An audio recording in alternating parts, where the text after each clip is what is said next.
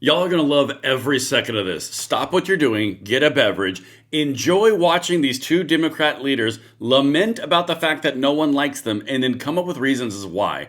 Guys, this is going to make your day until the next time I see you. Now, of course, hit that like button, subscribe to the channel, turn the notification bell on if you want to take part in salvaging this nation from the brink of destruction that the people that I'm about to show you brought it to.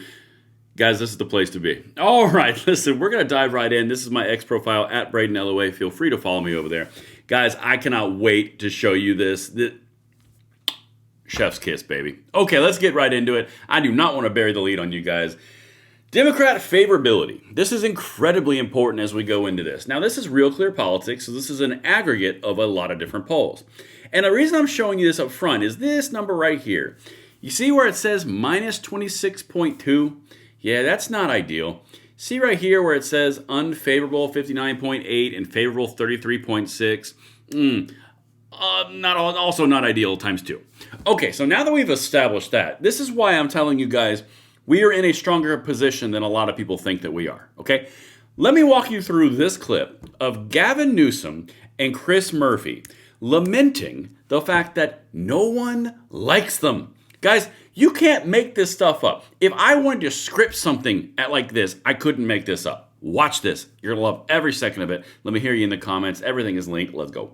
You feel like our party is in better shape or worse shape? Are we finding our voice? Is this shutdown in a perverse sense helpful in terms of just organizing that voice and a clarity of what's at stake?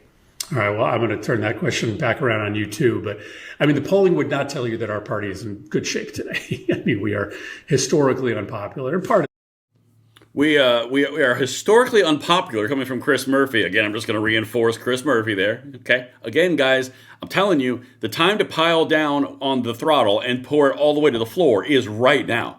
Like, do not miss this opportunity. Let's continue. More Chris Murphy. that is just, people expressing their frustration about Trump's lawlessness through their indictment of the opposition that they would hope could have arrested more of it. But now I want you to be perfectly clear of what he just said, and I've got 3 or 4 clips lined up. You guys are gonna love this stuff. He just said people are pissed off at the Democrats because they didn't stop Trump, not because they have crap policies, but because they didn't stop Trump. Wait, what? So really, they like your policies, they're just mad at you and putting you in the penalty box because you didn't stop Trump, even though Trump was elected in light of your policies? See how that just doesn't flow? Let's continue. Guys, literally, the excuse language is remarkable. Oh, let's go. yeah, he's giving us an opportunity, right? He has been exposed as a fake populist, right? He is simply operationalizing government to steal from poor people, cut their health care to enrich himself. And so that really commands us to try to figure out why we've lost so many votes amongst poor people in this country, because they're now questioning whether this guy is actually righteous, whether this guy actually is looking out for them, but they're not ready to vote for Democrats. This is one of the most important and key points. Guys, come here. This is why this is so key, okay? I always focus on the underlying whys and the putting us in a position to win and showing you the trends that are happening. The last one that I showed you was going to happen. Let me know if you hear me in the comments, you remember this, when they went from fascist dictator to change it to authoritarian. That way they could still keep the negative attack on Trump, but they couldn't use fascist because it was too harsh. Because it was assassinated with a political assassination of Charlie Kirk, so they changed to authoritarianism. Well, now, he just said something key.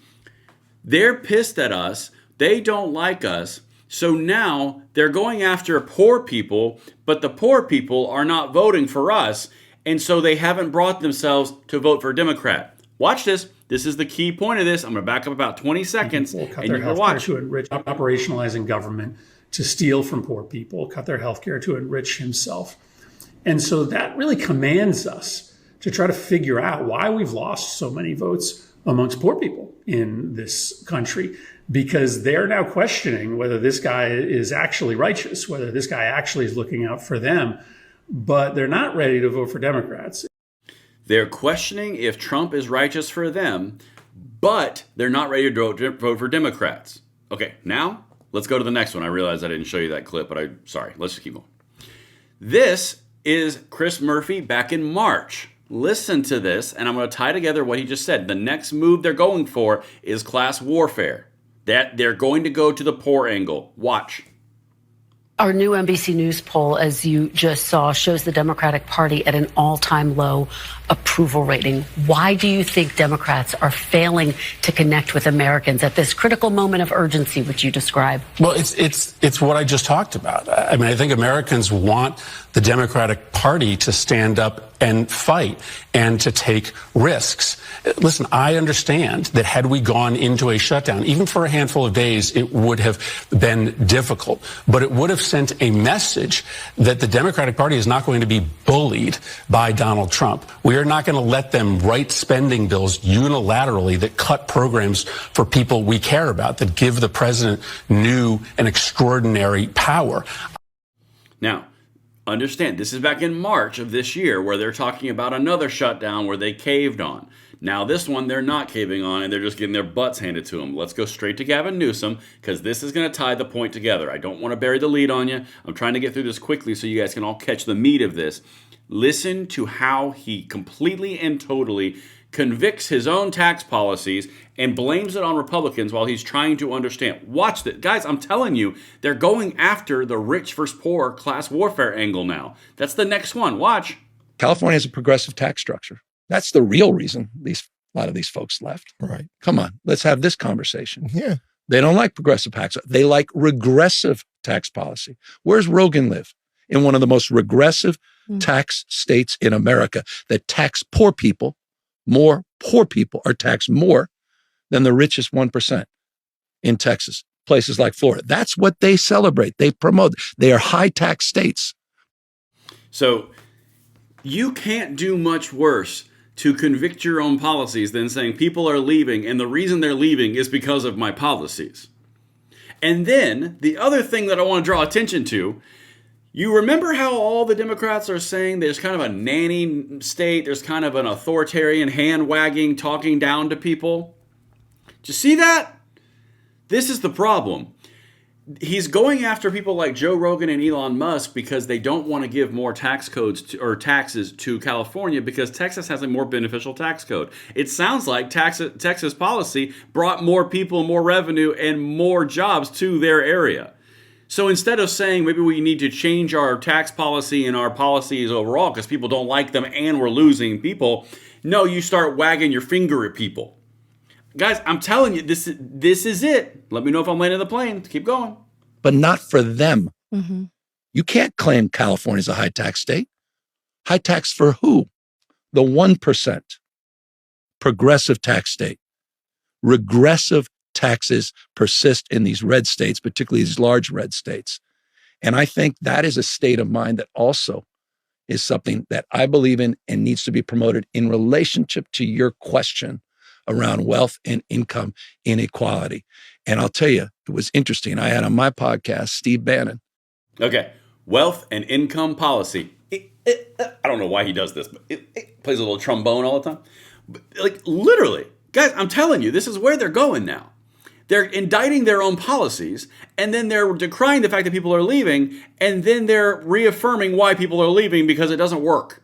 And by the way, progressive tax policy is called a progressive tax policy because it literally works its way up in ratio as you go up the income ladder, not only the top 1%. It literally goes up. In fact, the most tax portion is right there in the top middle. But don't let facts get in the way of your emotional trombone playing. Anyway, let's keep on going. I got one more thing for you. This part baffles my mind. And again, let me hear you in the comments. This one right here is Gavin Newsom, and I swear to God, he's going to hold his fingers like this for 42 seconds. Just ignore it. He's saying, I want to learn to understand why people kicked our ass. You just said it, dude. All right, let's keep going. Listen to the trombone player. I want to understand those I disagree with because I want to get better and I want to be smarter and I want to win. These guys won. They kicked our ass. And we're dealing with the tyranny of this administration every goddamn day. And so for me, it's about power, taking back our power. It's not about punditry and bullshit. It's not about having a goddamn candlelight visual. I'm not interested in a white paper on this shit. I'm a practitioner. We got to get out there. We got to fucking win. I care about winning. That's what Prop 50 is about. It's about power. This son of a bitch is going to not only rewrite history, it's over the history of this country. We won't have a country in a year if this guy's successful. We're at the 250th anniversary of the Founding Fathers. That's next year. There might not be another free and fair election unless. All right, you get the idea, right? And he ties it all back to the winning the House, okay? You have to understand what is happening right now. They have thrown every single thing at the wall they possibly can, and now Chris Murphy and Gavin Newsom are getting together talking about tax policy and wealth versus rich versus poor, and basically re-injecting class warfare in the political sphere. And then he decries the fact that people are leaving because of his tax policy, which again, he's trying to create a self-serving point. And then in the next breath says, but I'm trying to understand the people who kicked my ass. You literally just said the answer. It's like shouting into the wind, but dang it, we're going to shout into the wind a hell of a lot more. Throttle all the way down. I'll see you guys on the next one. Thank you for watching. See you later.